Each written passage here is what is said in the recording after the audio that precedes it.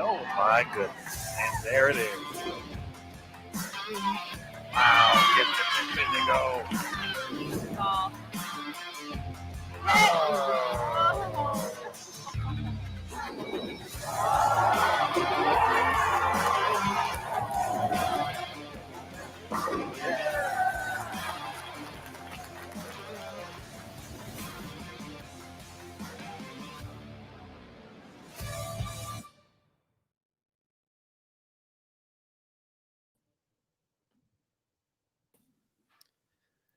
Hello, everybody. The 2021 PWBA Tour season is here, and this special edition of the PWBA Podcast will be going live from the official practice sessions from the PWBA Kickoff Classic Series at the the International Training Research Center in Arlington, Texas.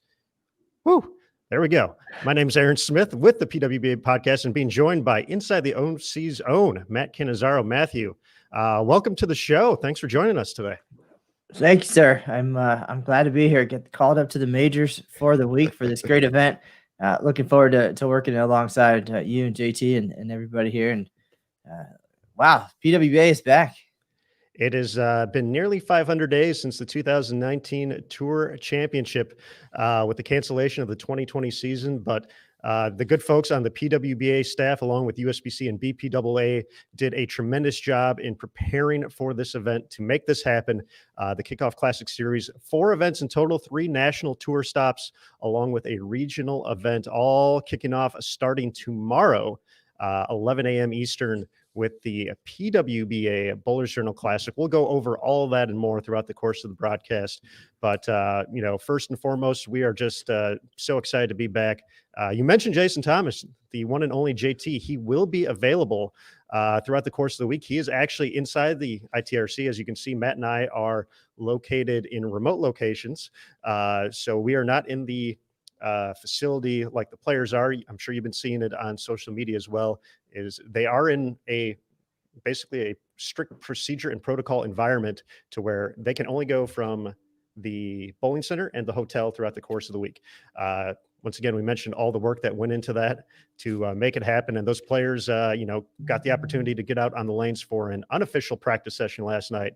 And Matt, what was it like seeing some of these competitors once again, out there on the lanes? I mean, we of course follow many of the players on social media, and you've had the opportunity to watch many of them grow up through the collegiate ranks. I've seen them internationally and on the PWBA Tour.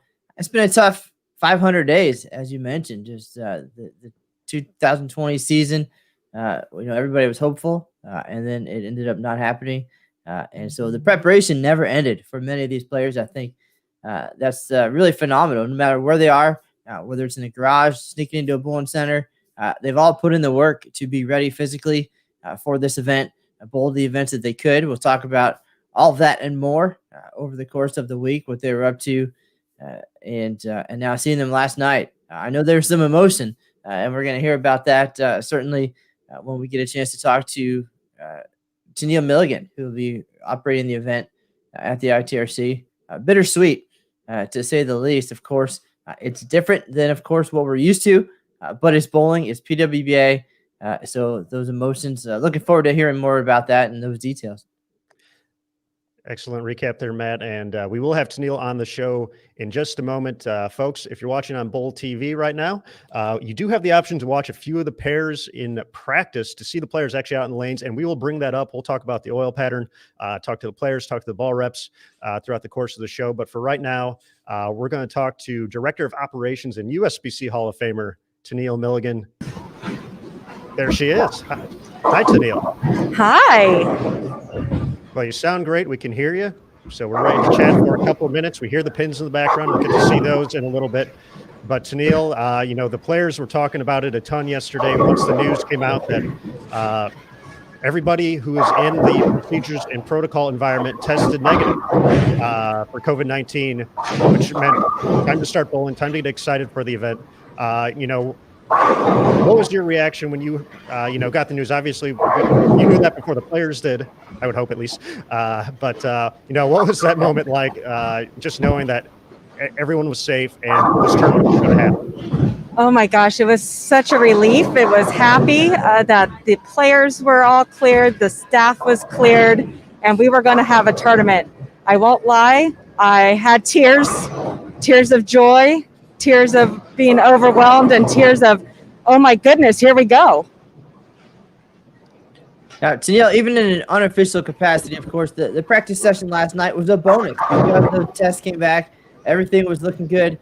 So a chance to get into the facility, get comfortable, unofficial or not. Describe some of the emotions watching those first balls roll down the lane, and maybe just kind of the player reactions as well. Again, we feel the word bittersweet around quite a bit. You mentioned some personal emotions for you, but they had to be pretty cool, almost in the same as a mass ball shot in one of our big national events.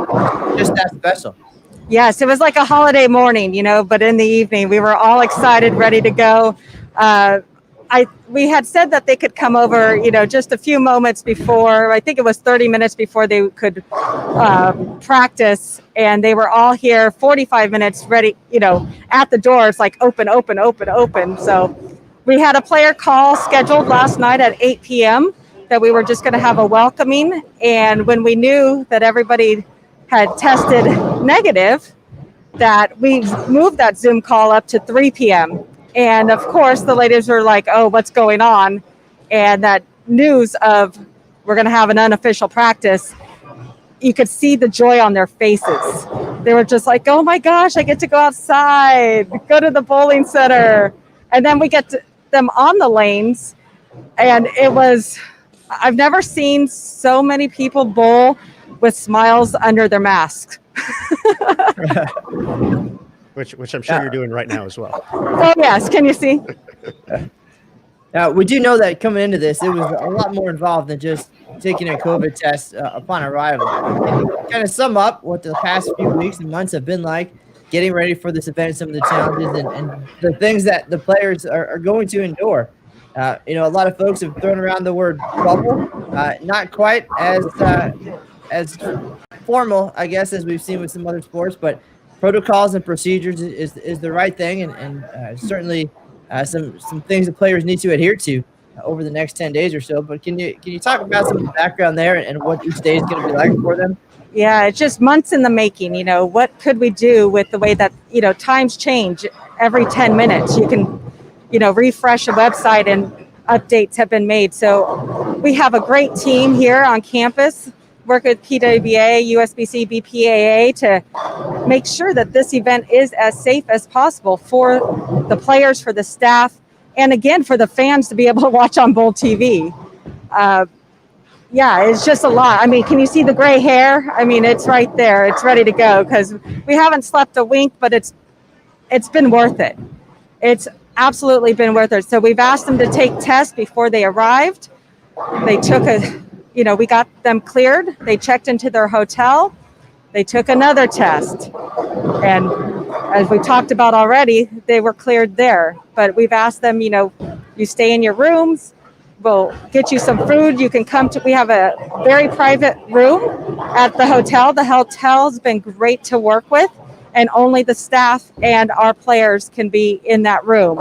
Contactless deliveries have all been sent there, and the athletes can pick up whatever is necessary. If they forgot a toothbrush, if they forgot shampoo, that type of items. And they've even have their own private microwaves.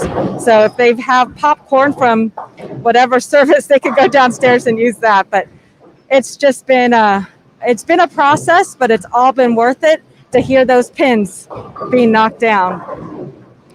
Absolutely, Tennille. And as we mentioned, just a big shout out to everyone on the PWBA staff, USBC, BPAA for putting in the time and effort to make this happen. ITRC as well. Can't forget the great folks over there. For everyone who is watching, obviously we know the athletes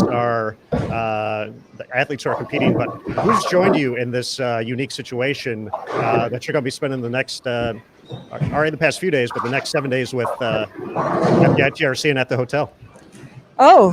Let's see. My new family. My 10-day family here in our process is Jason Thomas. He's on the inside.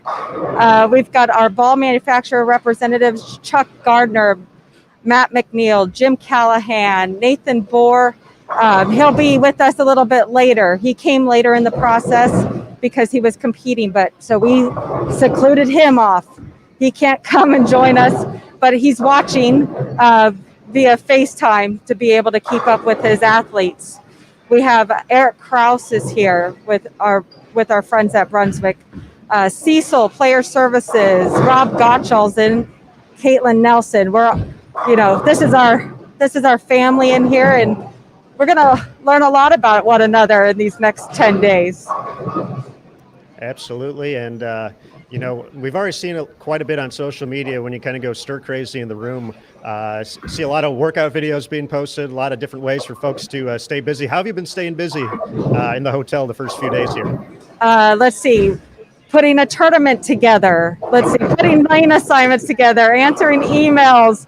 I'm not only, tournament director here, but I like to think I'm a little bit of a mom, a guidance. The ladies are always welcome to text me to say, hey, can I do this or should I do this? So kind of, as a former athlete out on the PWBA Tour, to put my wings around them and help them. So I've been doing nothing. I've been sleeping. All right, so a big day today at the ITRC. It's the official practice day, first one of the year. Just tell us a little bit more about the schedule for today. We'll, of course, have it all unfolding here on Full TV. 2 podcasts today scheduled, 1 for each practice session. But just tell us a little bit more about the field, how many players, what the expectations are, and what today looks like for you and for the competitors. So we're going to have 2 practice sessions because we'll have an A squad and a B squad. A squad's on the lanes right now. They will get 90 minutes of their practice session, very unique, as they all have to stay together with their groups. We're going to stop them here in just a few moments. They have 3 minutes to move lanes. They'll all move 1 pair to the right, and then we'll start them up again for 12 minutes on their pair. They'll stay there for 12 minutes. Our left lane has the Bowler's Journal Classic pattern, and our right lane has the ITRC Classic pattern. Matter of fact, gentlemen, give me 1 moment here. All right, Tennille. Ladies, please hold up on your practice. Nice. You'll have 3 minutes to move to the next pair. Please move 1 pair to the right. Your 3-minute timer will begin when that timer is up. 12 minutes will begin on your next pair. Please remember to move all your bowling equipment to that next pair.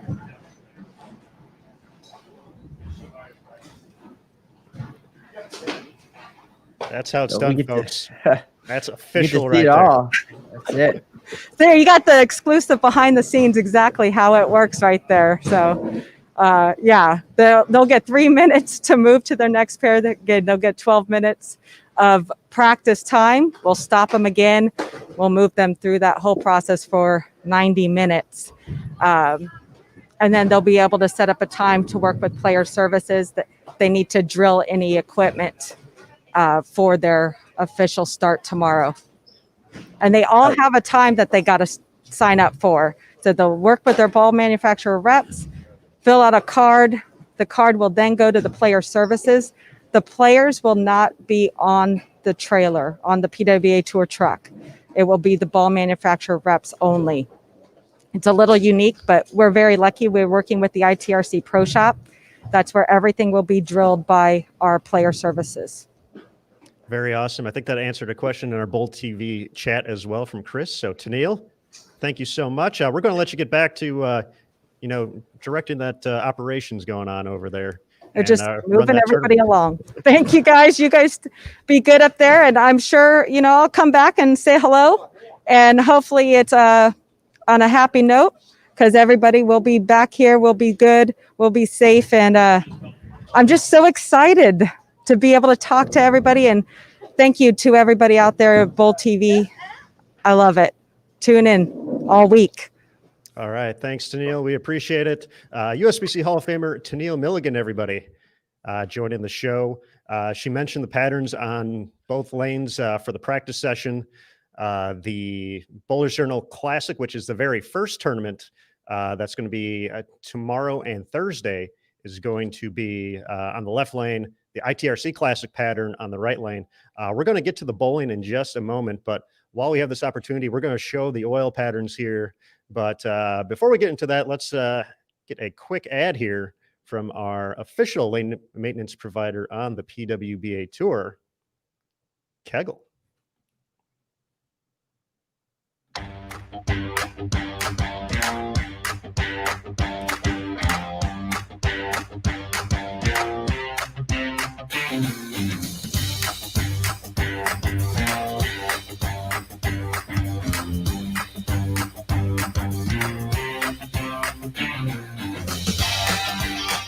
How do I play this pattern?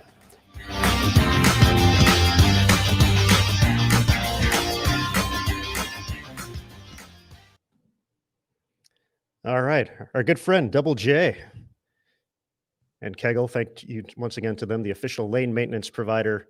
We'll go ahead and bring up the oil patterns now so we get our first look at those. And then it looks like we have a ball rep already lined up to chat as well. So let's take a look first at the Bowler's Journal Classic oil pattern coming up on your screen there. We got 39 feet, 24.72 mils using the Kegel Ice oil as the conditioner. Looks like about 3.5 to 1 on the pattern. So early thoughts, might see a few strikes here in the first few days on Bowl TV. Mr. Canzaro, what do you think? Well, of course, we've seen a wide array of conditions on the PWBA Tour, and from the most challenging to a little bit higher scoring. I think maybe let's ease into it a little bit, of course, make it exciting, throw some strikes. Look forward to hearing the analysis from the folks down there throwing the balls and watching the balls go down the lane, of course. There's a reason we're up here in the booth and looking at the graph and such. The experts are there to make things happen, and even on the most difficult, somebody's going to win. Somebody's going to throw the big shots. And looking forward to seeing, not just this week, a variety of conditions, but throughout the season. But should be a lot of fun. All right. And the ITRC Classic pattern going to be coming up next. And then we're going to chat with Storm Rep, Mr. Matt McNeil, Matty McHonor, Matty McEagle, all the great names. Looking forward to chatting with him. ITRC oil pattern. Once again, this is going to be on the right lane when we're watching practice. The pattern we just saw on the left lane, 43 feet for our second event, 22.75 mils, also on the Kegel Ice. And we see it's a little skinnier there. Kind of similar on the ratio from the middle to the outside, 3.5 to 1. So we got essentially two medium patterns, one just a little bit longer, kind of closer to that long range, if you will. So 39 and 43 feet to kick off the week. Yeah, we do know, Aaron, traditionally the ITRC tends to play a little bit slicker, tighter, as they say. The Kegel Ice oil, pretty slick as well. So all interesting factors to take into consideration as the players get ready, as we get ready. And then the practice sessions being on both patterns at once, that certainly makes an interesting challenge for them and for the ball reps to get their equipment ready for competition, of course. You want to be able to try different surfaces and different things. So that certainly brings in some interesting strategy for today's 90-minute session. Absolutely. We'll go ahead and take that off the screen, and we're going to bring in Mr. Matt McNeil next to join the PWBA podcast. He's got the headset on, so hopefully he can hear us. Mr. McNeil, how are you doing?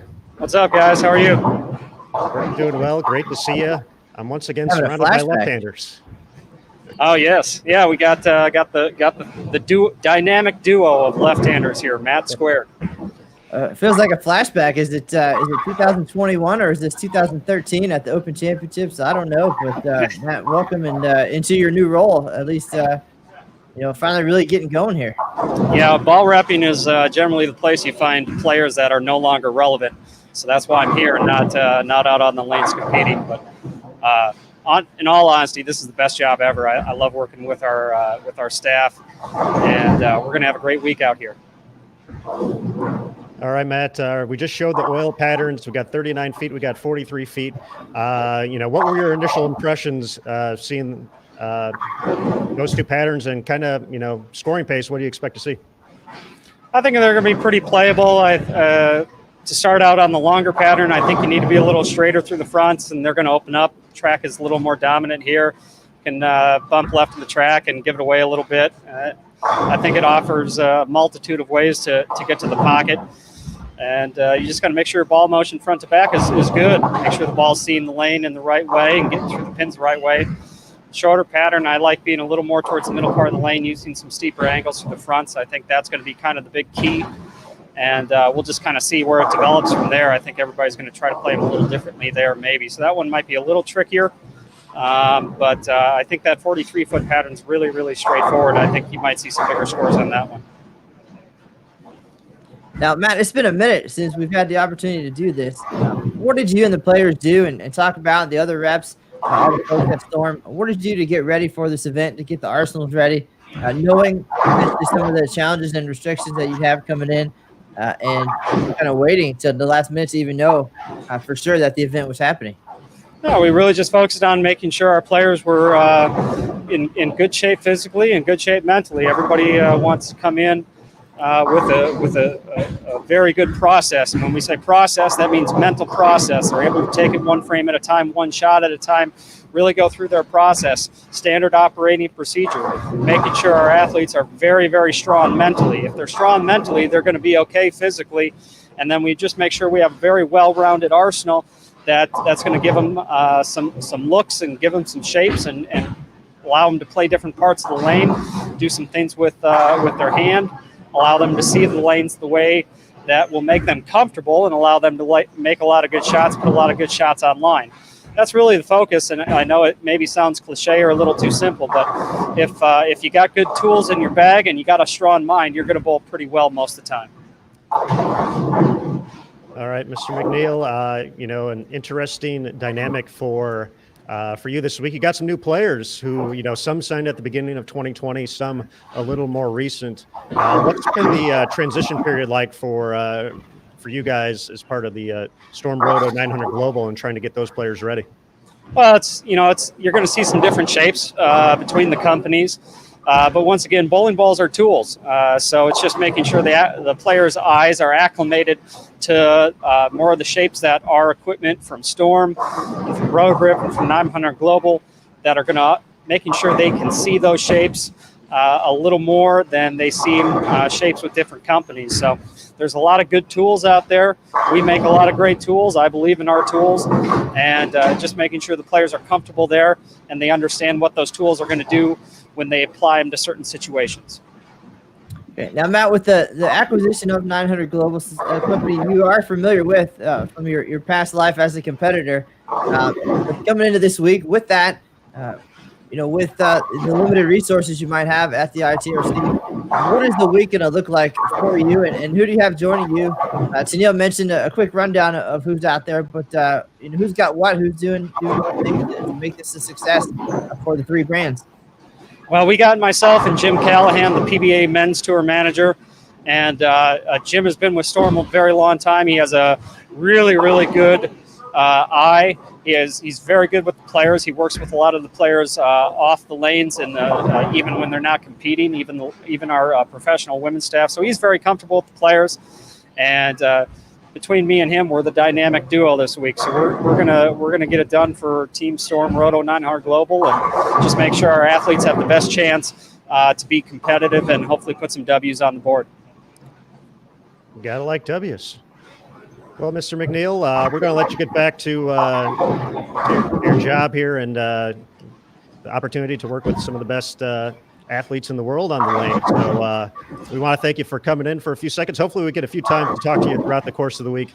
It's always a pleasure to sit down and chat bowling with you. So if you ever find yourself bored, you know where we're at. So let us know. All right, guys, I really appreciate it. Good to see your faces, and looking forward to the OC. Knock on wood. Hopefully we can get that thing rolling, and hopefully I see you guys in Las Vegas. Yeah, all see right. you there. Thanks, Good Matt. luck this week. All right, Matt McNeil, Storm rep, giving us some insight there for the week. As you mentioned, also joined by Jim Callahan. We'll talk to a few different ball reps throughout the course of this podcast. The podcast a little bit later today as well, 4:30 p.m. Eastern for B Squad. So we're looking forward to that. It's about, let's see, we're about 25 minutes into the show. The one thing, as we mentioned, some of the channels are live on Bowl TV. If you go to the different channels, we're going to bring one channel in and watch some bowling here, Maddie. So let's hang on for just a sec as we attempt to live the dream here.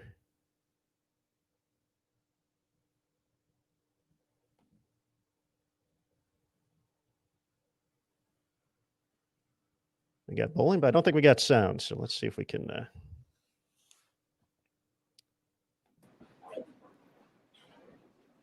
There we go.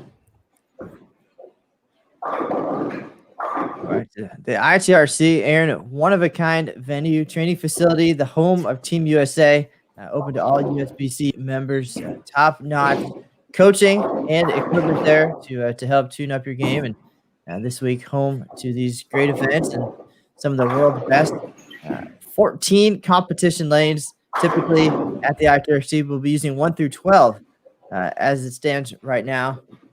And again, a live look, and 2021 season is underway. I don't know how many times we're going to say 2020 throughout the same, but that's a thing of the past now. We have moved on and moved forward, and this is awesome just to watch. So just to sit back and see some familiar faces. We've kept up with them thanks to you guys on the PWBA podcast since March. Really seeing what they've been up to, what life is like off the lanes. Some embarking on new careers, some out there on the front lines, making things safe for the world. And given the size of the field this week, we'll have a chance to meet and talk about really all of the players, I think, in a little more deeper detail than maybe some other times. Yeah, I think that's definitely a cool part of it. And this is actually going to be similar to what the main commentary or the main channel on Bowl TV is going to be like throughout the course of the Kickoff Classic Series, folks. So we're going to essentially kind of go back and forth. It's going to kind of be like the Red Zone channel for all you NFL fans out there, kind of jumping around. But you will be able to watch every single pair of lanes in play through the other channels as well. That just won't have the commentary. So we'll give you different looks. JT, as we mentioned, is going to be our man running around, getting some great stuff for social media, player interviews, and more. But he's also going to be our sideline reporter. So throughout the course of the week, we'll have him jump on. He'll let us know, hey, all of a sudden we got the front 9 over here on lanes 1 and 2. We can hop right over to 1 and 2, be able to bring that live, get the call right here on Bowl TV on the main channel where we have the chat. We have everything else kind of going on. And the real fun part is we're going to be able to bring in guests throughout the course of the week. So hopefully, with the squads broken up, we'll be able to have players come on who aren't bowling at the time and are, at their hotel room. They'll be able to join us and talk for a little bit, as well as folks from, outside the tournament, other PWBA members, other bowling industry folks. We do have Chad Murphy on the docket a little bit later today in about 15 minutes or so is going to be joining the show. So we're looking forward to that. And as we're switching pairs here, it looks like we have another guest joining the show from our Bowl TV. We got to come up for a cool name with that, Matt. The Bowl TV, the Inside the ITRC. That's what's labeled on the StreamYard here, but we need to come up with a cool name for the booth here. So folks in the chat, let us know what's a cool name for for our interview area downstairs. But let's bring in Chuck Gardner from Brunswick. Hey guys. Chuck, it's great to see you, sir. How you doing? Fantastic, man. Excited to watch the ladies throw some balls down the lane. We certainly are as well. You've been here for a couple days now. What's your experience been like so far? And just kind of watching everything develop. How excited are you to be back on the lanes here with the top female athletes in the world? Oh, absolutely pumped. Almost 500 days since we got to hang out with the girls and watch the best female bowlers in the world bowl. So I'm excited to be back and really excited for this week because, Rob said it the other day. So it's kind of historic what we're doing. And a lot of credit goes to Rob and Tennille and all of you guys at USBC for putting this all together. And I'm excited to crown some champions. Well, as the week gets rolling, of course, as the day gets going even, we'll hear more, as Aaron mentioned, from Chad Murphy about how all of this transpired and, some of the things that were done to make it happen. But now that it's here and that you're there, you're in the building, everybody's safe, of course. What the last couple of days been like for you and for Eric to get ready? A lot of players to consider, a lot of different bowling balls and some changes, and just really a lot happening and a lot to put together, a lot of pieces in place for just the two of you. But just talk about the last couple of days and the next couple of days. Well, yesterday was a really busy day. Once we got cleared that we all passed through the COVID testing again, we came over to the truck and a lot of old bowling balls on the truck. So Eric and I were boxing up cases of bowling balls. We've about 250 bowling balls we're going to move off the truck and loading in all the newer stuff. And, most of the stuff is set on the truck for a year and a half. So a lot of the stuff, is not what we're going to be using this week. So we've been busy doing that and planning with the ladies and some Zoom calls and just talking back and forth about ideas and the direction that we hope to go this week. And it's kept us busy. It's been a little weird not being able to go outside. You feel like, okay, I want to go outside. I want to go take a walk. I usually walk every day, trying not to be quite as fat. So I'm trying to, walk every day and get some exercise and, do all those things. But it's been interesting. Chuck, you look great to us, buddy. You mentioned some of the new equipment coming out, and we didn't get the opportunity to really see the 7 brands come together without the 2020 season happening. So how is that a new challenge for your staffers this year, having more equipment to choose from, and same for you guys when it kind of comes to helping people make selections in these certain shapes? What's that process been like since that change? It's been interesting. Of course, bowlers are bowlers. We all love to try new toys and try different things, and some of them they're going to love, some of them they're not going to love, and I think it's important to fish through what you kind of like and stay within that range of bowling balls. The patterns that we're going to bowl on here this week, I think similar bowling balls are going to be in play in both patterns because the shorter pattern has more volume and a slicker oil, and the longer pattern has less volume and a more hooking oil. So I think we're going to see some similarities in the bowling balls going down the lane. So, the ladies have had plenty of time to try the new balls and see what they're comfortable with. And I think Eric and I have a decent handle on what's going on. Our R&D team is doing a really great job trying to separate the brands and keep full lineups in every brand. But it's a little bit of a challenge with 7 brands. Now, Chuck, I feel the strategy coming into these events is pretty basic each time as far as preparation, what balls to bring. But you get to the lanes, you get to the venue today, and then for sure what the patterns are going to be. So at that point, an opportunity to pivot a little bit and make some changes, make some new strategies based on what you see. In this situation, each lane, left and right, has a different oil pattern. So how do you prepare the players? How do you take advantage of this 90 minutes to get equipment ready, to get the right look? If you're going to change surfaces, how do you do all that with different patterns at once with just 90 minutes? Well, I think the most important thing is the ladies know the arsenal they brought with them and understand the difference between all those bowling balls, so we can talk through what they see with each bowling ball. And then first we try and determine whether we think asymmetric balls or symmetric balls are going to be the most prevalent for each player. Like if you take a bowler like Dasha, who likes a lot of symmetrical bowling balls, and then you have an Ashley Galante who likes a lot of asymmetrical bowling balls, you can't just generalize. You got to figure out what the player likes, and then they need to know their arsenal that they brought with them like the back of their hand, so that we can really dig into where their gaps are and where we need to fill them.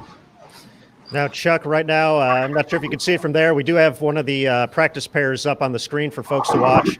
And we do have Dasha on this pair. Just tell us a little bit about her. Obviously she had the breakout season in 2019. Why is she going to be even better in 2021? Well, she's going to be a lot better in 2021, I believe. She took her physical fitness very, very serious in the off season, getting ready for 2020. And she lost some weight. She built up her endurance. She moved to Muskegon. So she lives right there at Brunswick headquarters now. So she practices daily on patterns and working on her game. And I think she's going to prove to even be better than she was in 2019, mostly because of her preparation. Okay, now, Dasha, among the many players that you guys have out there, some new players coming in, some going other ways. How many total players will you be having to keep an eye on this week, and how are you going to divide up the responsibilities? Well, we have 10 players here, and we have 6 on this squad and 4 on the next squad. And Eric and I have worked together now for 2 years. Eric hasn't had a ton of experience with the ladies yet, but he is a very, very sharp guy who's pretty technical. So we're just going to probably divide the building in half and kind of work it like we did when the men were here.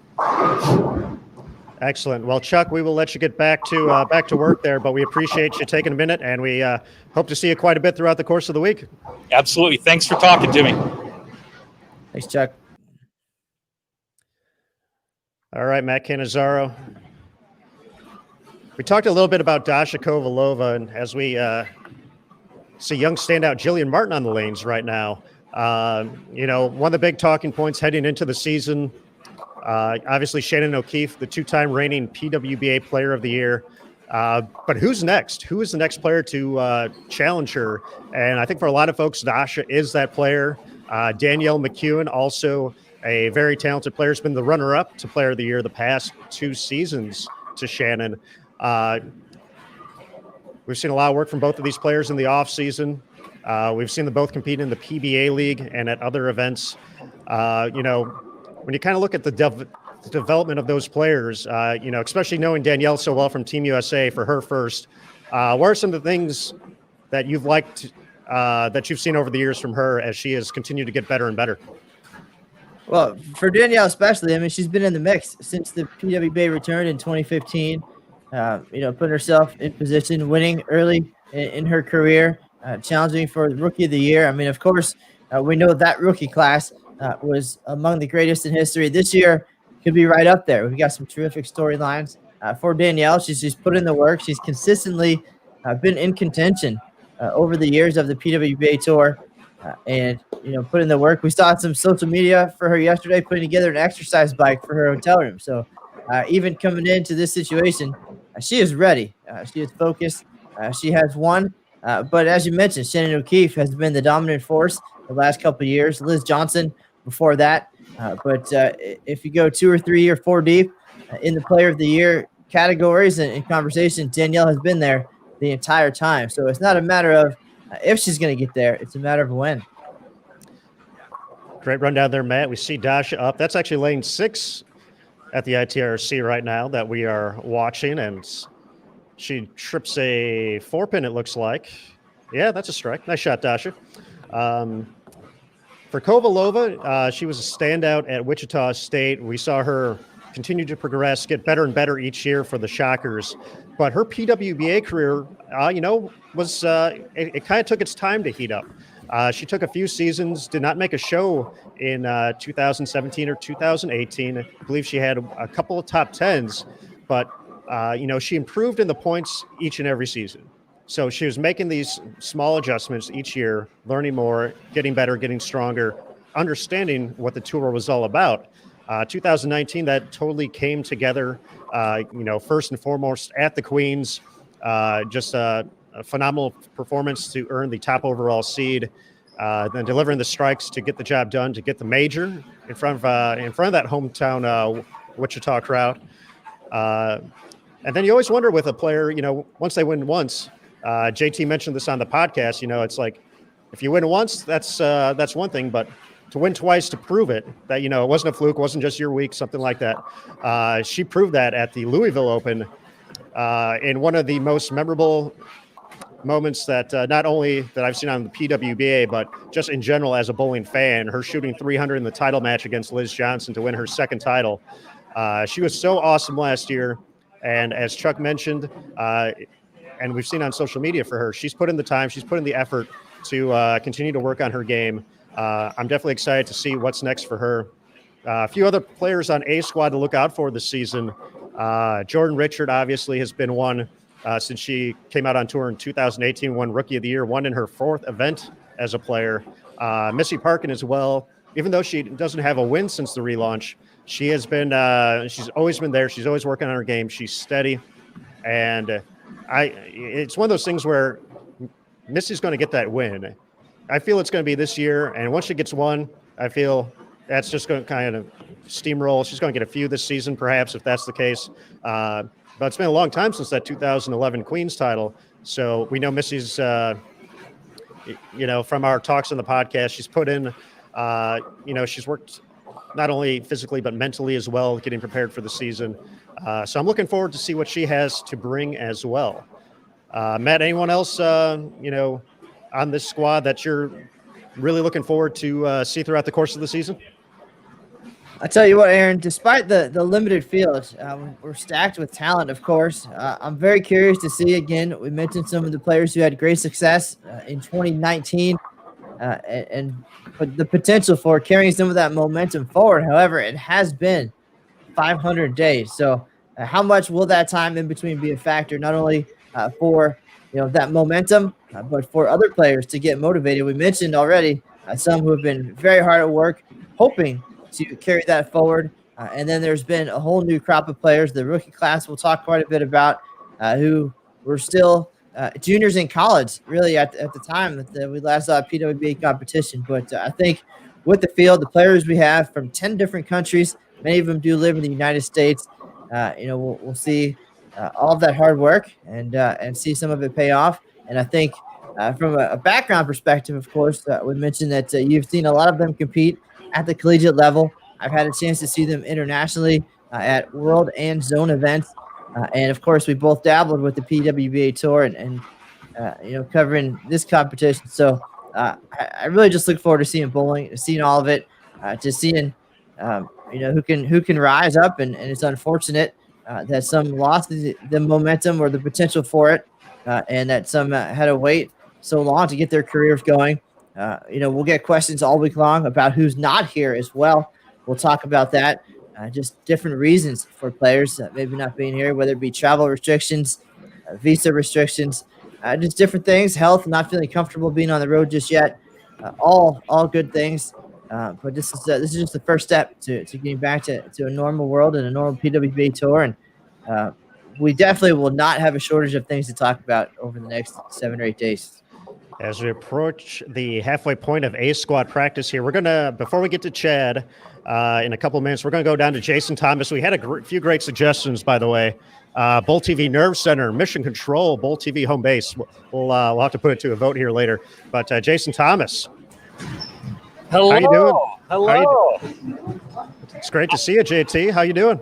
It's great to be seen. Great to see you guys. Great job with the show today so far. I'm really enjoying watching as much as I can while running around grabbing guests for you.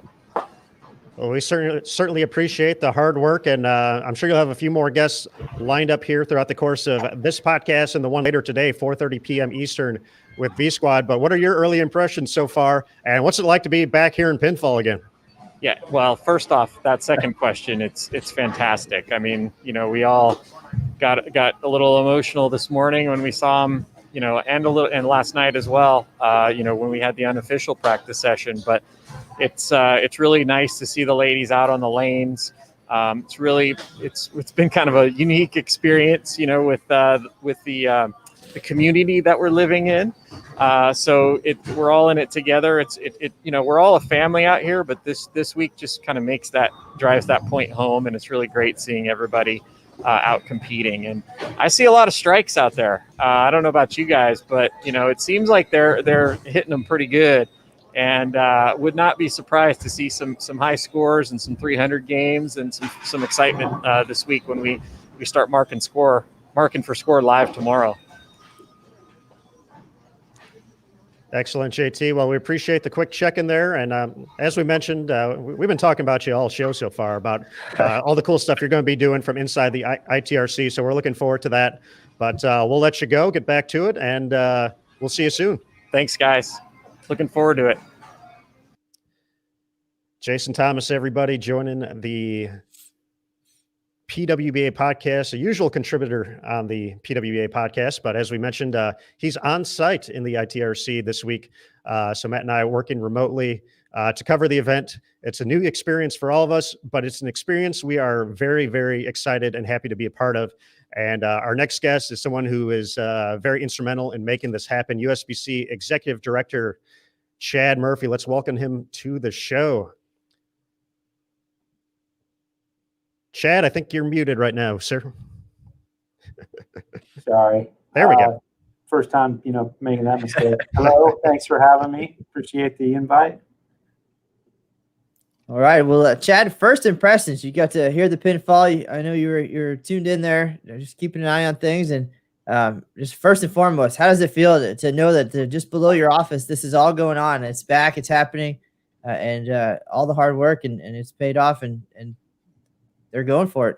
Yeah, really proud of everybody. Proud of certainly our staff here, but also the players. It took a lot of commitment from everybody involved to get on those lanes. And so to see them, last night and now today, out there working towards what'll be the competition tomorrow and the rest of the week, just really proud of everybody. Again, a lot of hands in this one in differing ways than we normally operate, but excited to watch them the next couple of days, but just proud of the effort. Yeah. Oh, go ahead, Matt. We saw the PWBA Tour come back, of course, in 2015. A big triumph for everybody involved. And now this is pretty triumphant as well. How does this compare, just feeling-wise, emotion-wise, knowing that after a long, tough year, you're able to bring it back once again? Yeah, just another one of those watershed moments, right, to be able to deliver to the bowling marketplace, 9 of the top 10 players in a bubble, a safe environment, one that everybody can feel confident that they're safe in.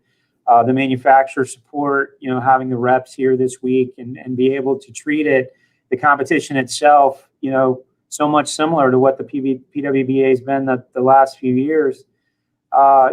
Just another one of those moments where we'll look back 20 years from now and think about the chaos, but be proud of the deliverable, especially when, we see what will be our most normal thing that we've had, in a very long time, which is somebody holding the trophy here in a couple of days. Definitely looking forward to that. Chad, this is, we've talked a lot about it on the show, how, everyone kind of came together, PWBA, USBC, BPAA, to make this happen. Could you take us back to those first talks when someone said, that, maybe the NBA is doing it this way? Is this crazy? Can we do this? What was kind of the process to get from just the idea to actually putting something in place that would A, be safe, and B, be practical?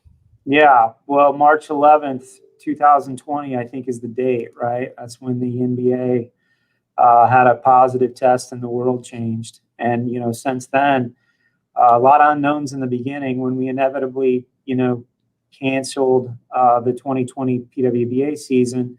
We had, kind of in our mind that, hopefully things would calm down and we would be able to put an event or a, bubble type event on in the fall. And we just never really got to the place where we could really do that. And so some of the conversations we had at that time, we just doubled down on and started working towards January when we launched the schedule for the year back in October. This was really slated for, trying to do it in, March and then February, but some of our folks are college coaches and some of the other things going there. And so with the schedule, these are the days that just made the most sense for everybody, but not knowing how many folks would be able to come and that there's just so much that goes into it. But from March 11th to call it the end of the summer, we were hoping to do something like this in 2020, but then really doubled down on, 2 floors over at the hotel and the food and, but being able to do it in a world-class venue here at the training center certainly has, an easier piece of it. Sad that we won't have any fans in a Pro-Am, but it just kind of slow but surely small wins along the way that get us here. Started talking to our boards about it a long time ago. Obviously, there's some additional expense that goes into this, but also, still making it fruitful for the ladies. So a lot there, but hey, could we do this in October? Okay, no. How about November? Okay, no. How about December? And here we are in January with, 46 negative tests and some competition getting ready to start. So that's the kind of short version of it, but nowhere near as simple as what I just laid out. Something as simple as getting a hotel to give us 2 floors, man, at a period of time where they were basically closed when we first started having the conversation with them. So just kept knocking on the door. Now, Chad, in your career in the industry, of course, you've served in many, many roles, from competitor to ball rep yourself to where you are now, kind of sitting and being a key piece and making all of it happen.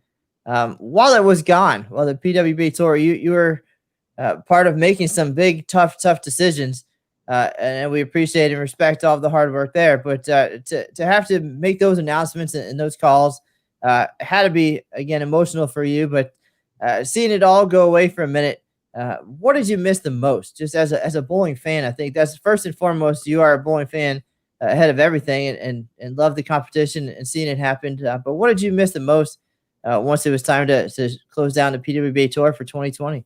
Yeah, the competition itself, seeing the ladies hold the trophies, crowning champions.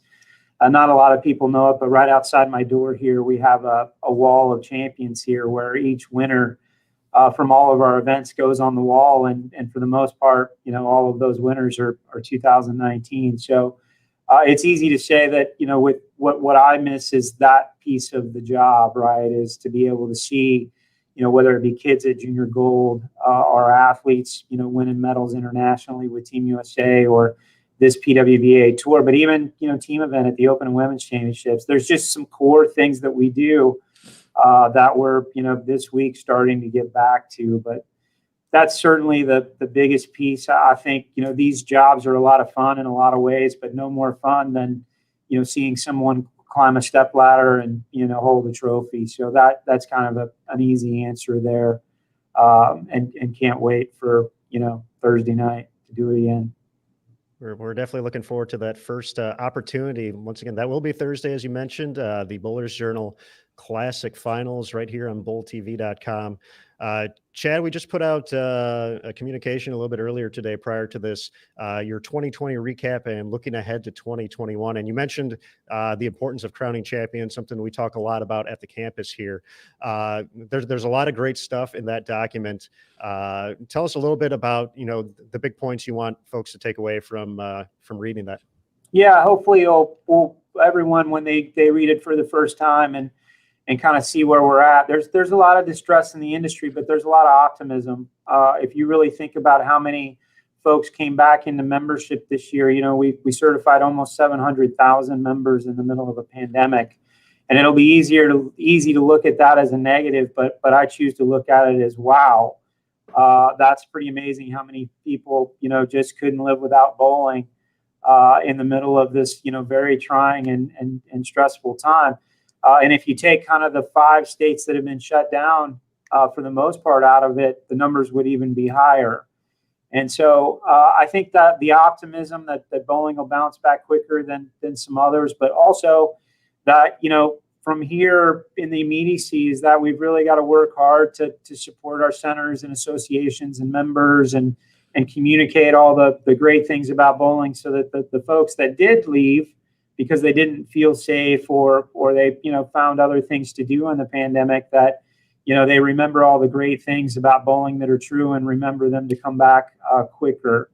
If you think about our whole distribution channel up and down the channel, there's wins in there for everybody, but a lot of distress and honestly, so much of it as it was going on was unknown. And so it's hard to, but you'll see in that document that, we tried to continue to communicate and help and support. And the relief package, obviously, in pushing, 1.7 million already into the marketplace, to help our local associations. This association has a lot to be proud of, but a lot to be optimistic about with the future. All right, now turning back to the competition this week, of course, we know PWBA just a small part, a piece of what you do, what we do. But looking at the field and the talented players, we know there's some very familiar names, some who have had great success. There's some newcomers to the mix. Chad, just looking at some of the bowling, some of the players, the roster, any predictions for this week? Anybody you're looking forward to seeing? Any of the newcomers gonna stand out this week and break through? Yeah, it's always hard when I start making predictions. I get phone calls and get yelled at. But having 9 of the top 10 players here from 2019 is pretty cool. When we put this together, we didn't know how many of the ladies. We built it, around a fixed 56-person field, knowing it would probably be in the mid-30s, which is really where we landed. That's no surprise. Those kind of 3 new faces, Jillian Martin, coming in as is probably the youngest. She's probably been the most impressive for me, to watch over the last few years. Saw a couple collegiate players on the PBA side bowl good this weekend, which was pretty cool to watch as well. Former collegiate players, I should say. But I think it's going to be a great week. I think the competition. I have always in my history here, PWBA, PBA, this tour is a learning curve for those that first venture on. And so I'll be interested to see some of those faces that are in year 2. Julia Bond, who I think is right there in front of us as an example. Those people, those folks break into those, top 10, if you will be interesting to watch this year. I heard you talking about Missy Parkin and getting a win this year, which, I think that would be well-deserved if it would certainly come. But, when you look at the top of the list, the Danielles and Shannons and Jordan and the whole group, how you get into that is not easy. They're the best bowlers in the world for a reason. And so, having the 9 of the top 10 here, obviously it's going to be more difficult for the group that's just behind that, but an opportunity for everyone. Guys, I think in just watching over the past almost year, all these players and how they handled 2020 was very inspiring. Just watching their social media channels, the way that they stayed engaged with all of the fans, all the hard work they put in, where they were building lanes in their garages, in the gym, making personal gyms, just all the things they did because they did not know, exactly when this opportunity was going to come back. But any thoughts there on just following along all the players and just the hard work? They never gave up. They were out there doing everything they could to stay ready for when that phone call finally came, and it did. And here they are. And they definitely don't look like they've been off the lanes for as long as they have. Yeah, whatever word that you would use to describe, interesting, exciting, committed, some intensity in those workouts too. You can tell that they were. I can imagine that, when the tour was out, it was probably a little hard for them to, continue to do the work. But I think for the most part, they knew they had to be ready. And so they committed, but actually putting it on the calendar, probably a new drive to go with it. It is going to be interesting to see, some of the emotion when they start tomorrow. Will they be just, right into it and, back to normal, or will there be some added nerves that they haven't had because they haven't been doing it as regularly, muscle memory, if you will. But I just think it's one of those things. This is what these folks do, right? They have, decided to professionally bowl and go out and put themselves on the line and compete against others. It takes a special person to want to do that and be able to, hold the ball and stand there while the whole world's watching and perform. And so this will be a little bit different, but they'll be right back into it, whether it takes them 2 or 3 shots or just one or not at all. They've already put in the work. Some of the things that happened yesterday in the social space, Shannon O'Keefe shows up and she's doing a workout in her room, and, you're watching that and you go, boy, I wish I could, I wish I could work that hard a couple times. My body would hold up. And then, Danielle showing up with the motorbike or whatever, not a motorbike, but a exercise bike, and putting it together. They're just doing what they have to do to make it work in the middle of a crazy situation. And so, again, just really proud of them. I'm not surprised that we got 46 negative tests, because I think that they were committed to being here and competing, and they did the things necessary in the onboarding process to make sure we get through the week unscathed. Absolutely. Chad, it's been, the parallels to 2015 are the same but different. We were very confident to see the 2021 season happen in some capacity. But, what was the emotions of 2015? First, the announcement in October of 2014 that was coming back, and all the work that happened to make that happen.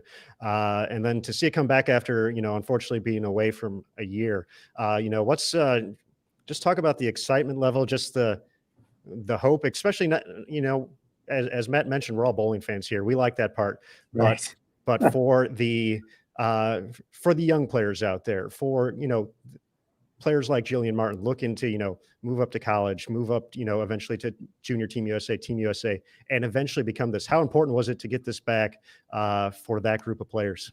Yeah, vital. I use the word relief, when we decided to bring PWBA back, and then we started working on it to, actually hold the tournament, was a very emotional thing for everybody involved, including all the players that were bowling in it. And the numbers were so large at that time.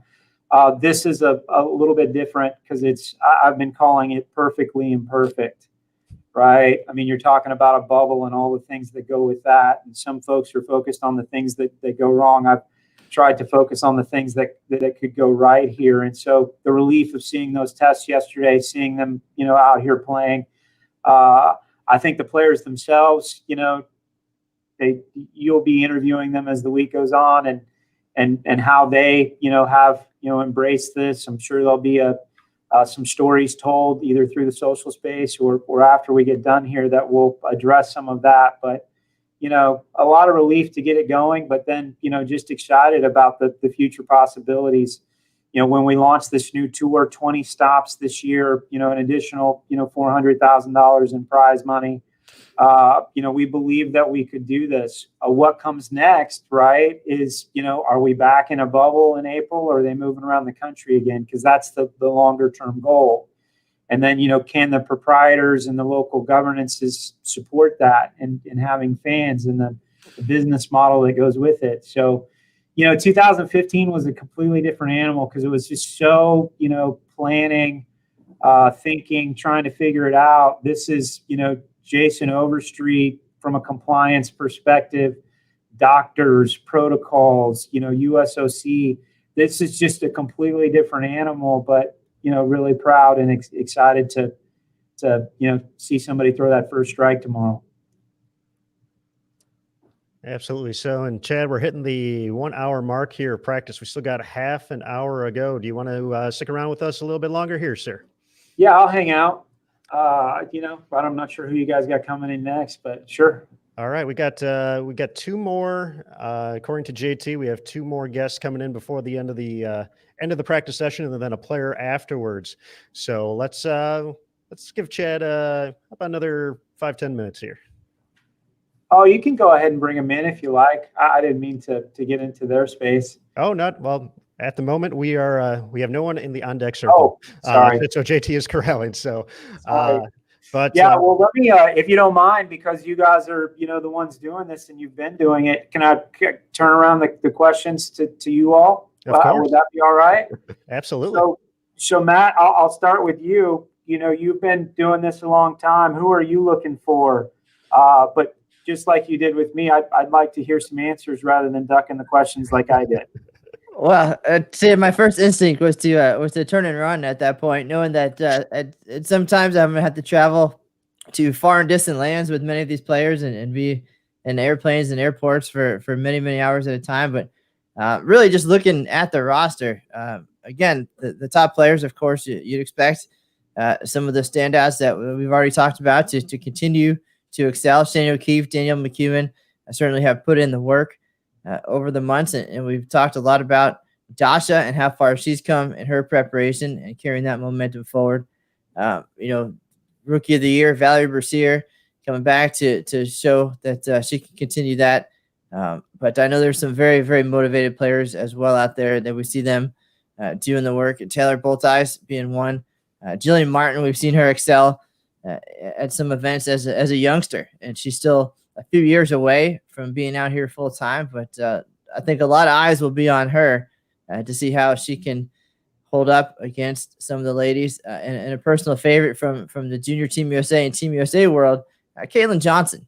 She got out of college at the time where she was very motivated and very successful in her final months collegiately and was ready for this. We talked about it at some of the international events and how much she was looking forward to the opportunity. The world changed and priorities changed, but she's out. She's ready to get going. So I'm looking forward to especially seeing what her and the other rookies have in store for us. Yeah, that's awesome. Aaron, I want to ask you a question, and then Matt, if you don't mind, follow Aaron's question too. One of the things that's changing the world is the way that we cover sports, and no different than, way the NBA and NFL and Major League Baseball, you guys are calling the action remotely after, being in the venue for all the years. And Matt, you just hit on it, traveling around the world. I know it's going to be a little different, but this is something that seems like is going to stay in some ways long term. But Aaron, what are you thinking about? Have you prepared any differently? Is it I would assume the senses of being to see all of the pairs as opposed to the cameras. But what are you looking forward to? What are you thinking about in this little different environment of actually covering the action? Well, Chad, first and foremost, since I'm going to be producing most of the shows, I just hope I hit the right buttons most of the time. But it's been so unique to get into this environment. We started with the podcast and we went through a few different platforms before we, kind of found the one we've been using for all of our shows. And, the talks with Jason Thomas of, this is pretty cool how we can bring people in like we just did with you. We're going to talk to Nathan Bohr in just a minute as well. And, there's so many cool opportunities through this platform. So the advance of technology and the things available that have arrived or have come more to light in the pandemic has certainly been cool to experience covering it. I'm excited to see how it is. It's a little different not hearing the pinfall for me and just watching the bowling, seeing Danielle McEwen getting ready for the 10 pin up there, and Maria Balatnova has a 8-10 up there, which is less fun, but it's a unique perspective, but it's been cool to talk to the players, and that access really hasn't changed for us, which is a lot of what we do is talking to the players, understanding why they had a great block, or that big shot that they had to make, what were they thinking about, what were the moves they were making. We still have all that access, which is the best part. And now we can even talk about more of it instead of just being, relegated to behind one pair like, we usually are. We obviously have the additional channels, but the ability to bring it back and forth, talk to JT, talk to the ball reps, and kind of just have this whole new viewing environment. I compared it to Red Zone earlier, which, we're here in the DFW area. We get stuck watching the Dallas Cowboys a lot, which, it's for the Cowboys fans out there. I'm sorry, that was a rough year. Hope to back soon. But, we're limited unless, you have that channel. And now we have this whole new setup here. I'm excited. I'm sure there are going to be certain things that are going to be different watching it, just some of the small behind the scenes things you may see in the booth that we may not necessarily see here, but we have folks on site who are going to let us know about those. And it's just going to be a new experience, but I think it's going to be fun. And I think it's going to be enjoyable for all of our Bowl TV viewers. I agree with many of Aaron's points. Just having been here to see the evolution of Bowl TV, a decade ago, me and Emil sat in a booth at the National Bowling Stadium with one camera and a stick mic that we passed back and forth to each other to have a conversation on the air. But to see how far Bowl TV has come, to see what JT and Aaron and Emil and all the guys have put together over the last couple of years at the PWBA and at some of our other USBC events, it's unbelievable just to walk in and see all of the channels, all of the pairs covered, all the technology and things that are available to them and they're capable of now. And then to expand on that here in 2021, to be able to do it remotely, to be able to have conversations with folks anywhere in the world. We can bring in somebody. We could talk to Verity Crawley, who's back home in England, and get some of her feelings as this event's going on. That's incredible. And all of the different camera angles and different shots and interviews and things we can integrate to this coverage and still be able to feel as if we're there and talk to the players. I think we really have turned the corner as far as what we're capable of. And, if there's anything successful that came out of 2020, I think it's that we're moving forward in such a great way. Yeah, and I think I love the way you guys just explained that. It's another opportunity, right? It's going to be interesting. And Maddie, you doing it from home is a whole nother, kind of piece of it. But, when we used to talk about those or see those guys at SportsCenter and they were wearing these beautiful suits, and then they started making a joke, they get up from the desk and they were in shorts, right? And I just say that this is, what you guys are getting ready to experience is you've seen the whole evolution. You've been to the circus and you've seen all the clowns here, while at the same time, now you're getting ready to really set a new course. So I wish you luck this week. I'm looking forward to following it. Thank you, sir.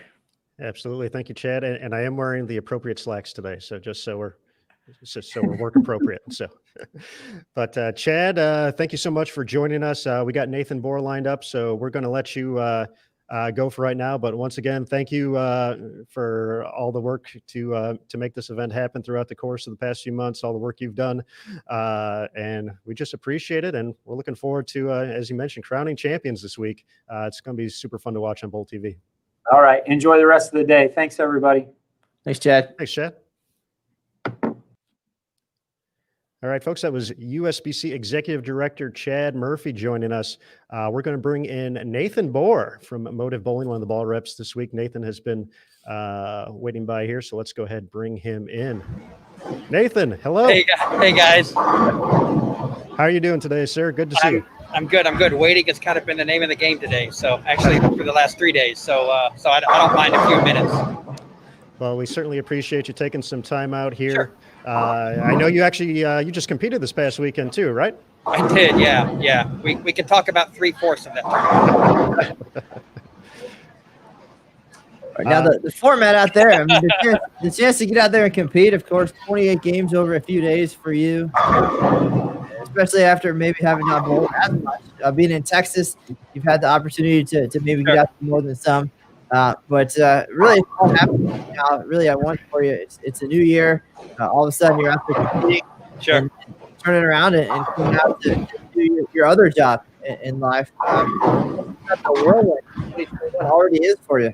Yeah. So kind of going on the same theme as last year. Just whatever they tell me I can do, I'll go do it whenever it's time to go. I was lucky, like you said, lucky enough to be able to bowl quite a bit this summer and this fall, and then was just about to get ramped up to really start preparing and start getting as sharp as possible for the Maria and I both, for me for the players and Maria for this, and then we both got sick the middle of December. So we got through that by the end of the year, kind of restarted that training the beginning of January, and we're here. Would have been nice to have not gotten sick, but can't complain about being able to be here, and the fact that we're healthy and recovered is good enough for us right now. Well, we are glad that you're feeling better, sir. And right now on the screen, we were going to talk about Erin McCarthy, but she's going to be moving pairs. So a new player, a PWBA Tour champion coming to the Motive team. What are some of the things you're excited to work with her during the course of the season? Erin is great. She's got a proven track record of being tough, being strong, being a champion, and so getting to work with someone with that pedigree is great. No matter what the scenario, no matter what the environment. And I'm just excited to see her throw our balls. I'm really looking forward to this weekend and getting going. And hopefully we'll get a couple, 3 players on each show. Now, Nathan, you've had to shift gears here pretty quickly from being a competitor to ball rep, and What have the last couple of days been like for you, just preparing, especially not being able to be around the players as closely? Of course, technology helped you in that regard, but as far as shifting and getting ready for the event and your responsibilities now, how did that transition go? And exactly do you have to look forward to responsibility-wise over the next few days? Sure. Well, I got by with a little help from my friends the last few days. Cecil Scarborough was generous enough to get all of my bowling balls up onto the truck. I didn't ask him to do that. He said he was getting cold out there and saw him sitting there, so he just decided to go ahead and get those on there for me. Very much appreciated. It gave me one less thing to do when I got here, because I didn't get here till about 6 hours after the rest of the group, and so I was kind of behind the 8 ball already. I wasn't able to attend the unofficial practice last night. I got reports from all three of my players, from Aaron, from Summer, and Maria, and they let me know what was going on last night, and then actually got the call about 12:45 this afternoon that I was able to come into the bubble fully, as I got my second test back negative. So I'm here now. Just was trying to play catch up for a little bit, but I'm excited to be here now, and hopefully they're excited to have me. Well, we're definitely happy to see you. You guys have had some time on these two patterns. 39 foot on the left lane, 43 for the right lane. What are some of the characteristics you're seeing on the patterns so far? So far, it doesn't look that hard to hit the pocket. The issue is going to be knocking them down this week. I think the viewers of Bowl TV are going to see a lot of strikes. There can be some girls average 230 or 240 for a block, maybe even the whole tournament. So just finding ways to knock them all down, get the corners out, get the 4 pins out, and sorry about that. Hold on. And find a way to get them near the top of the leaderboard. Both patterns, like I said, look a little softer. Your volumes are pretty low. They're not really that high, which kind of makes sense with this bowling center, how tight it is really anyway. So I feel like we're going to get to use our entire arsenal, and our arsenal's as good as it's ever been. I want to say a big thank you to the Wilbur, Scott Hewitt, and Brett Spangler for giving us all of these bowling balls and this equipment. The difference between now and 492 days ago is marked, and I can't wait to show it off to the rest of the world. Nathan, we've talked a lot so far about the preparation the players have put in and how they handle being off the lanes, not being able to knowing when it was going to happen. From building lanes, which you guys have some experience with. Sure. Tell us about that. I mean, you are a competitor yourself. You live with a competitor as well. Sure. So just tell us about that real quick before we let you go back to what you do. Yeah. Well, so when this first thing started, we were at the World Series in Vegas. Maria and I both were, and kind of the stuff hit the fan right about my last day of competition there. So we got home pretty quick after that, and once we did, we were like the rest of the world. We didn't know what was going to happen. We were just kind of taking it easy. We figured, okay, 2 to 3 weeks, we'll get this under control, and we'll get back to normal life. 2 or 3 weeks went by, and it just kept getting worse. And so I was trying real hard to stay patient with the whole process, knowing that everybody else is in the same boat we are as far as preparation or not preparation. So we just took it easy for a couple of months. Maria got a chance to actually heal a little bit. She had some lingering issues from about 24 to 36 months straight of competition. So she was able to let that heal for a little bit, but couldn't keep her away from it for too long. So we had to make a couple of Lowe's runs and build a full lick approach in our garage, and at least act like we were doing something. Well, Nathan, we appreciate the time. We'll let you get out to work with the players in the field here for these final few minutes of the practice session. But hopefully we'll talk to you a few times throughout the course of the week. And great to see you, bud. That'd be great. I appreciate it, guys. Hey, Aaron. Let me you're going to have to prove that you're actually wearing pants. Oh, Oh no, Is that? All it's right. gonna got it. It's All gonna right, got good. either way. Good. I like it. Good job. I appreciate the truthfulness. I think all your viewers do too. that's the most I've worked out in a long time. Thanks, Thanks, Nick. guys.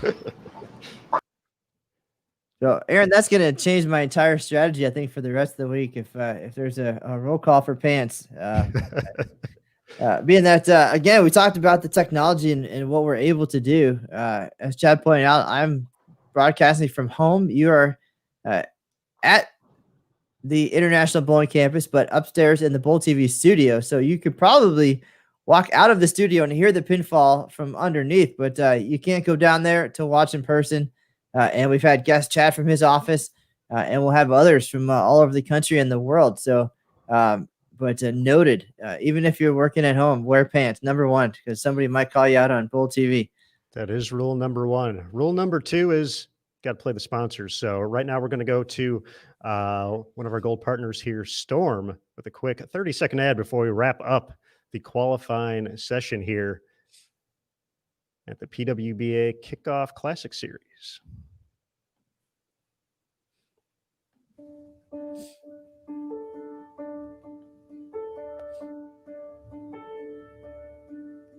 We don't wait for opportunity. We create it. We don't work for recognition. We do work worthy of recognition. It's not about being perfect. It's about effort. We are Storm. All right. Thank you to Storm for their continued support of the PWBA Tour. Matt, with just a couple of minutes left in practice, we're going to have one more guest join. So this gentleman not competing this week, he is participating in fatherly duties as the father of our youngest competitor in the field, Jillian Martin. So we'd like to welcome in John. Thank you very Hi, much. John. Hi. How are you doing today, sir? I'm doing excellent. All right, we've been anticipating this event for quite some time, and I'm sure we've seen Jillian at a few PWBA events in the past. What was the anticipation like, not only for her but for you, waiting to see if this tournament was going to happen, and eventually, once it did, what's it like to actually be out here competing now, or getting to see her compete in this environment? It's fabulous. She really enjoys playing against the best ladies in the world. That's really the level she believes she's at, and that's what she really wants to do. So, the fact that we're actually able to do this and have this event, I'm excited for her, and just happy that she gets to showcase her talents to, everybody on Bowl TV. Now, during everything going on during 2020, there's been some opportunities for the younger bowlers to get out there and compete, even on the national stage at some of the big events. What has 2020 been like for you, for Jillian? And how is this different? Of course, this level certainly different, and here, she's competing against some Hall of Famers even. So just tell us about 2020 and transitioning to this level. It's been really good as far as 2020 goes. I mean, it actually worked out really well for us. She does a lot of classes online. She was able to train probably a lot more than she ever has in the past. She's a very good kind of time management person. So the ability to actually do school online and be able to train, she probably got in more training this year than she has in a long time. And it was fabulous. Storm has done a great job with the SYCs. They're very safe events, so we felt very comfortable doing them. We've traveled around and done a couple of those events, and it's been a blast. It's different, though, for her in that environment. Very much she's expected to win. And she's not only expected to win in that environment, she's expected to win big. So it's a lot different when you're sort of leading the pack than when you're, basically the 16-year-old bowling against the pros. They don't see it as the same thing. And she likes kind of being able to, sneak up is really the wrong word, but be able to showcase her talents where there's not a whole lot of expectations, and she can just go out and bowl.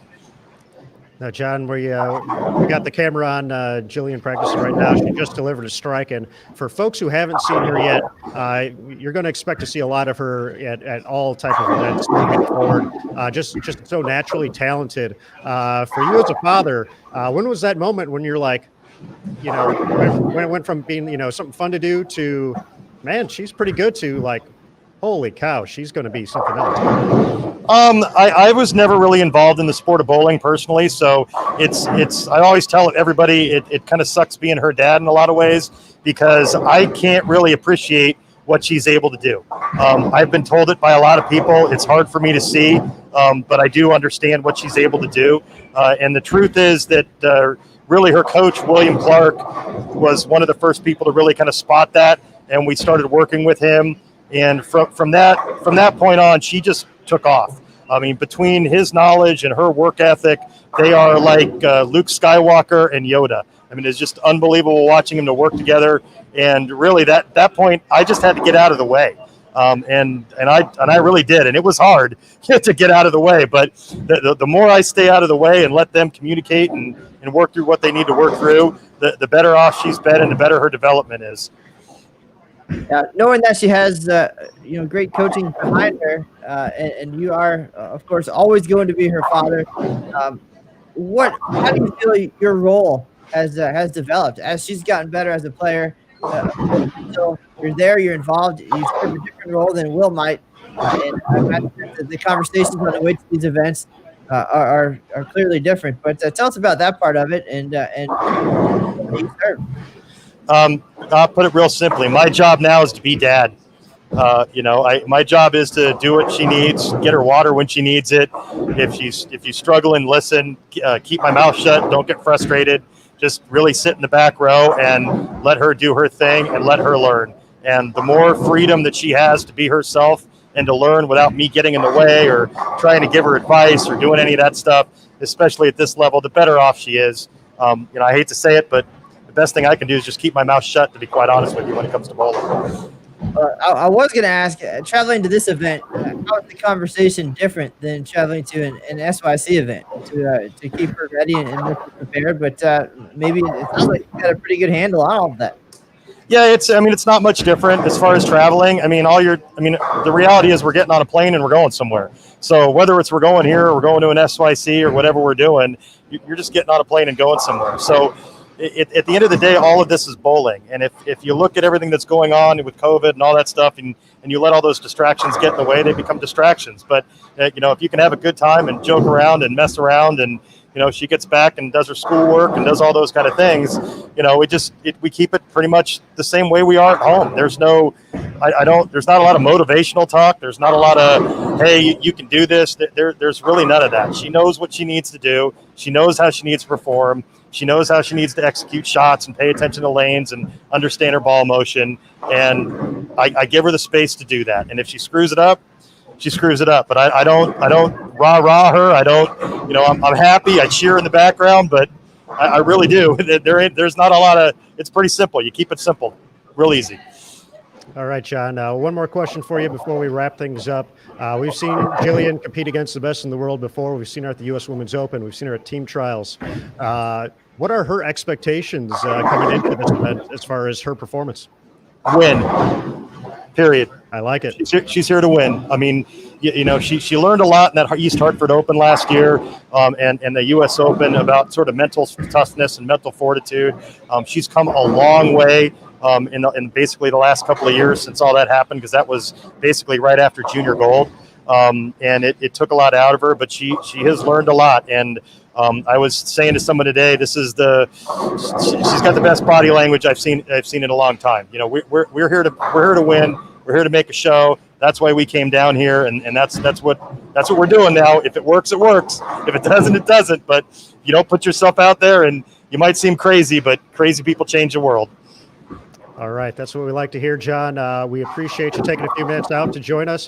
Please send Jillian our best for a lot of strikes this week, and hopefully we get to do this again soon. I'll do so, and thank you very much for the USBC and the PWBA for getting this done. They've done an absolutely fabulous job taking care of the athletes, the food they provide. Everything has been just top notch. Couldn't be any better.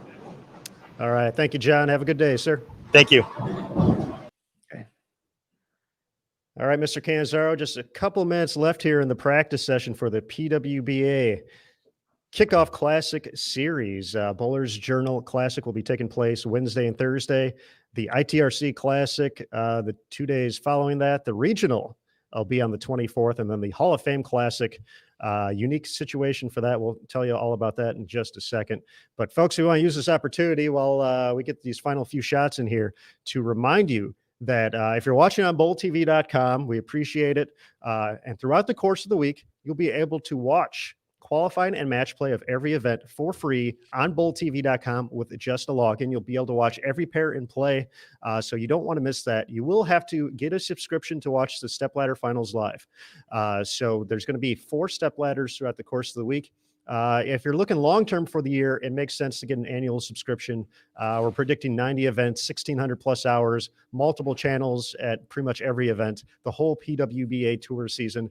You can pick that up for $79.95. A monthly recurring subscription is $9.95. But if you're just interested in this event, you can pick up an event pass for all 4 for $12.95, which is a better deal.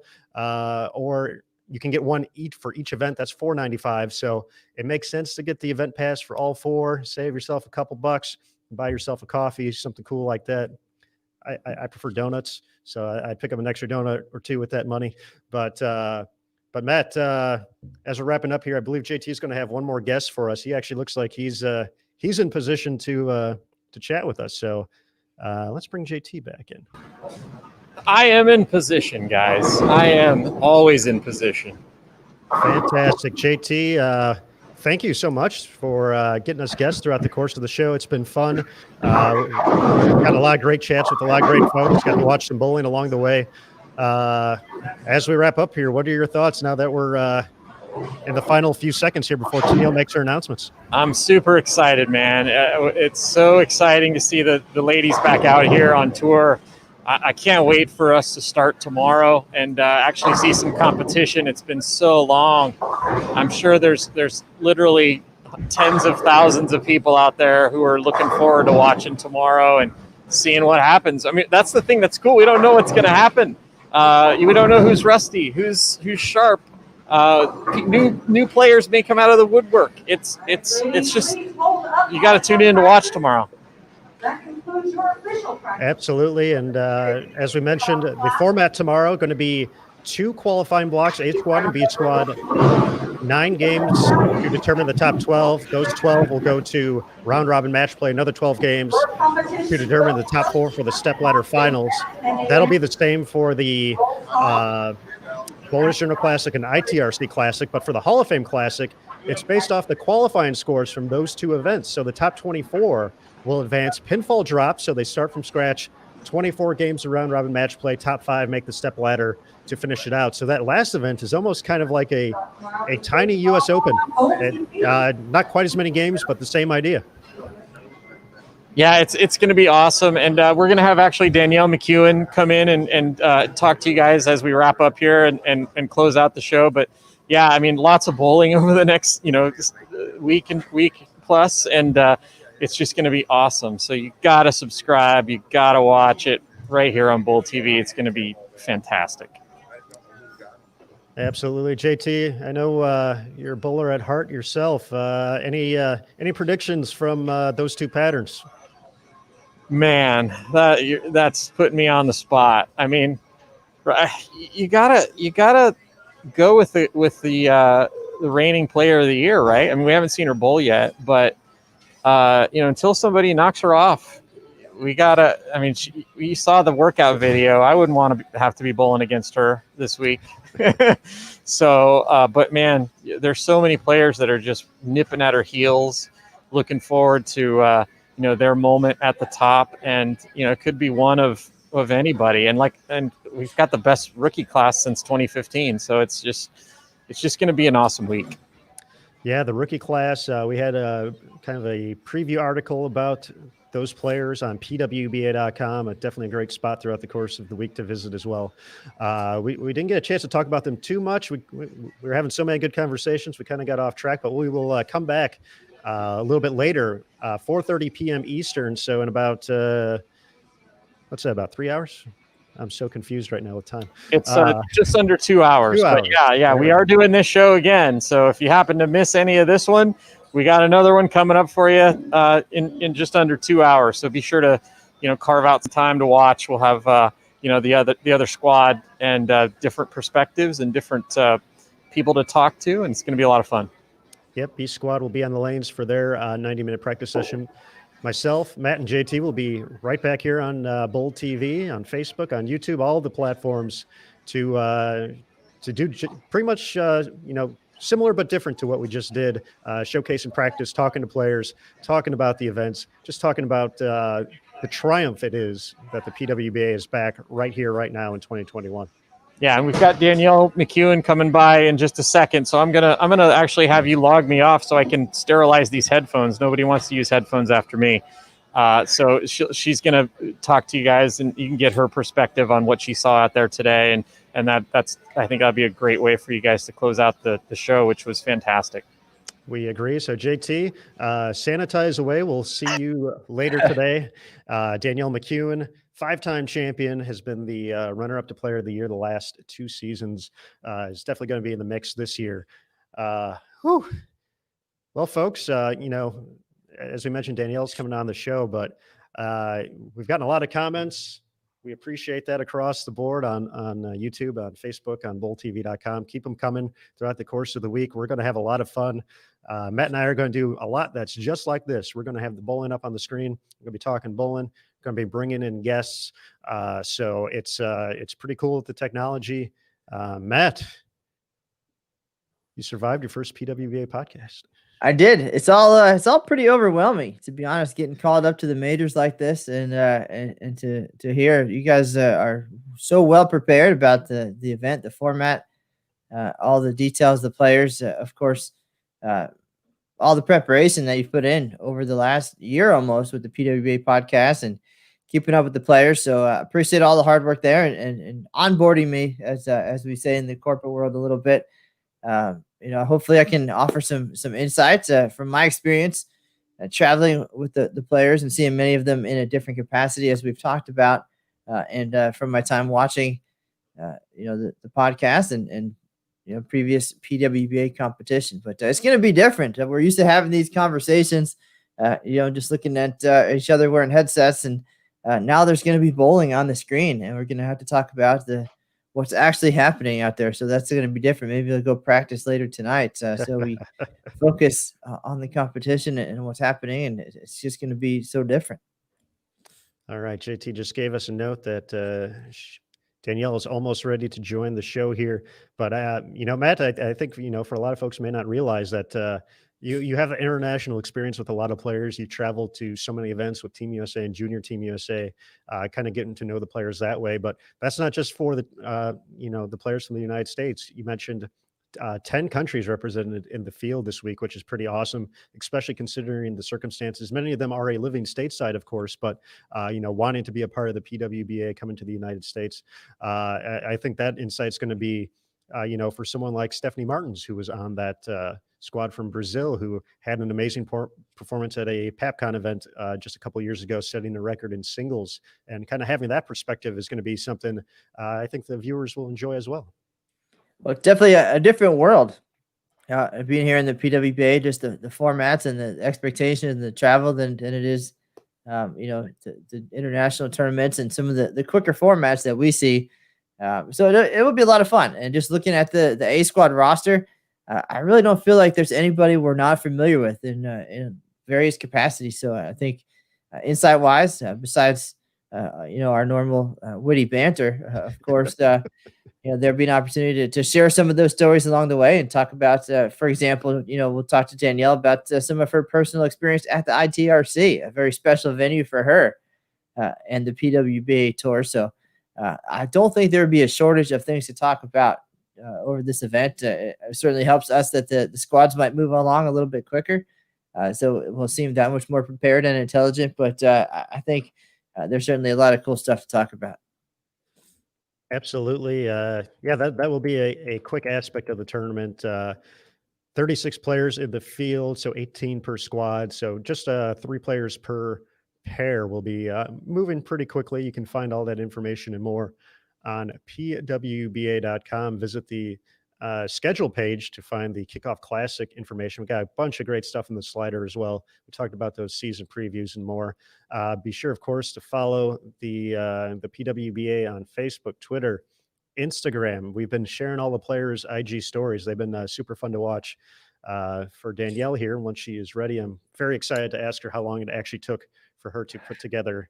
Oh, it looks like we have a potentially a last-minute substitution here. So this is, you know what, this is going to be a fun substitution for you folks.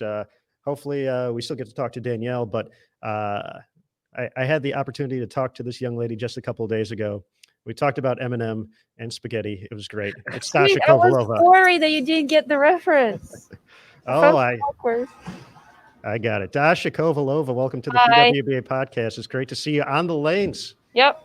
How was it, just being back out there, and some early thoughts on the two patterns you saw?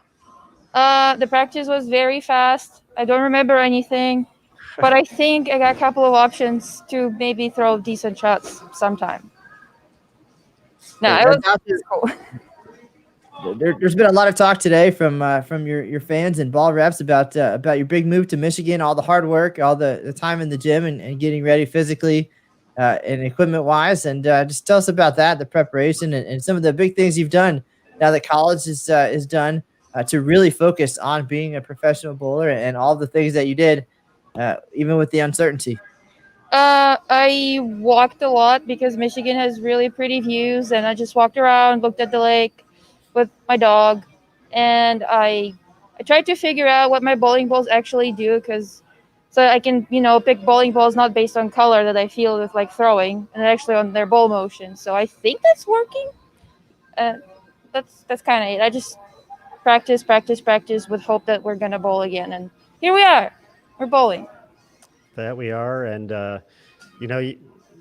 one of the big questions we always get on our side is what are the players throwing throughout the course of the week. So I know you mentioned that for Brunswick, a lot of black bowling balls out there, which makes it harder for us to tell what they are. But for you, what did what balls are working well on which patterns for you? Which ones might see a little bit more time than the others out there? Well, for me, the patterns played pretty similar, even though they're different in length.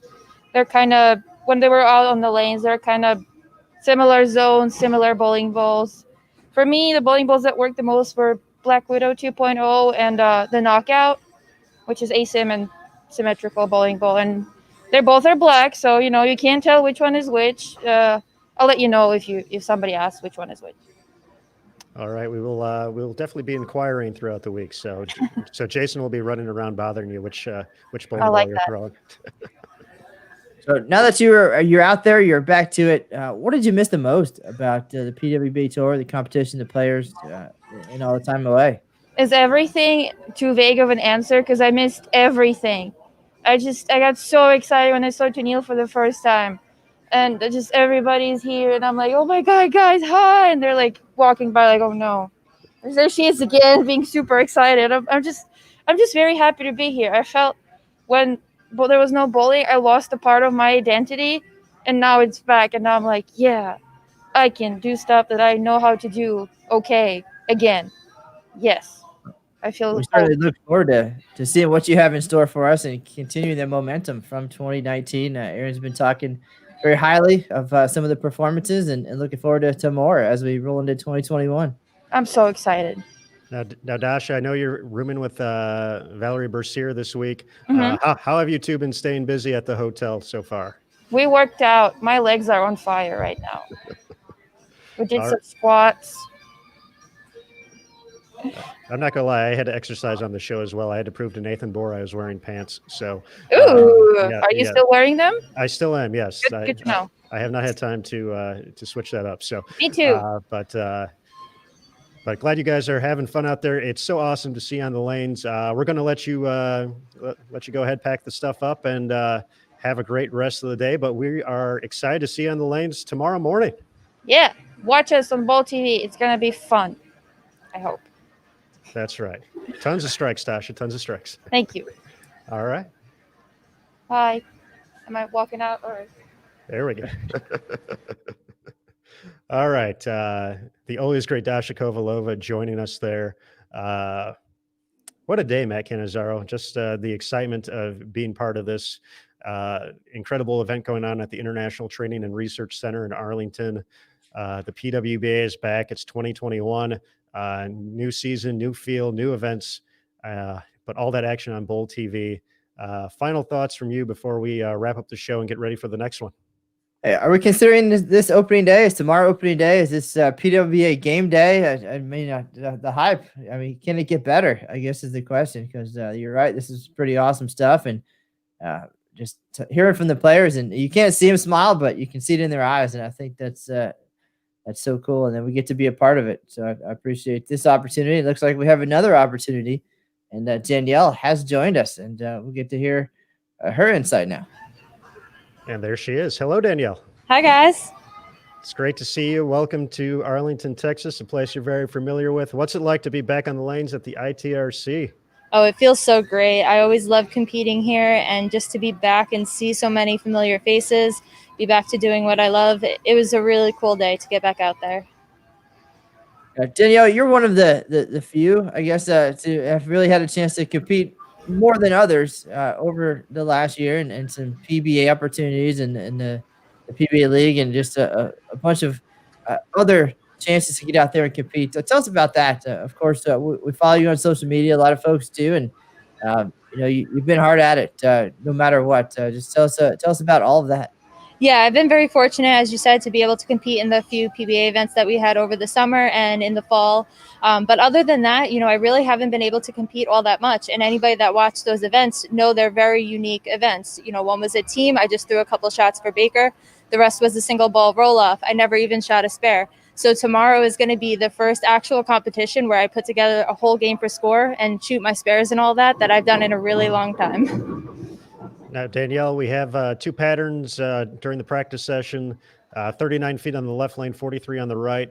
What did you see out of those patterns, and what equipment was working well for you out there? Oh, my head is spinning right now after just finishing that, but let me try to put it together for you. On the left lane, so the way our practice worked was the left lane was the pattern wheel bowl on tomorrow. The right lane is the pattern wheel bowl on for the second round. I really liked astrophysics, axiom pearls, trends, a lot of stuff as they transitioned worked both on the left lane and the right lane at the same time. So that made it a little bit easier going back and forth so quickly. So knowing that this event was happening, it was coming, what did you do in the last couple of days, weeks to get ready to make sure that you were at your best for this level of competition? I've been working harder than ever out on the lanes, making sure my physical game is as best as I can bring it into this event. Working on mental game stuff. I kind of went back to the basics from early in my career just to make sure that I remember how to do everything and I'm as sharp as I can be. And just in the gym, doing my usual routine, working hard. All right, Danielle, we got one more question for you before you wrap up. We saw some of the workouts from the room. You brought a training bike with you, but the video was in like a time lapse, so it was going very quick. No, that was me in normal time. Oh, that was your normal time. Okay, how long did it really take to put together? It took a little bit. I put it together, so I shipped it to my house first, and I wanted to make sure that I liked it and I could put it together easily. So I already built it at home before coming here, so I knew how to do it pretty well because I put it together, took it apart, put it together, make sure that I have it all set and ready to go when I got here. So I kind of tried to take my time. That was our day where we had nothing to do, so I figured if I could kill some time doing it, and then I get to bike my little heart away. How different is all this in that regard, that you are kind of relegated to the hotel situation, and yes, you have the opportunity to compete, but the world is different. You've certainly made the most of it in that small space, but just to sum up, kind of what it's going to be like for you just these next few days. Yeah, it's very different. I'm not one to sit in one place and relax. I don't watch TV. I don't watch movies. I'm constantly on the go. So to have that kind of all flipped upside down where now I'm confined to a space is definitely a challenge, but I feel like I did a good job preparing. I have my plan of how I can throw some shots, how I can work out, how I can do all my normal things. So it's just spacing it out throughout the day to make sure that there's never a time where I have nothing to do. Well, if at any point during the events you get bored, just let us know, and we'll be sure to put you to work. We can tune in. We can have you come in from anywhere and write for us, video for us. You name it. We'll be glad to have you as part of the team. Awesome. Sounds good. All right. Thanks, Danielle.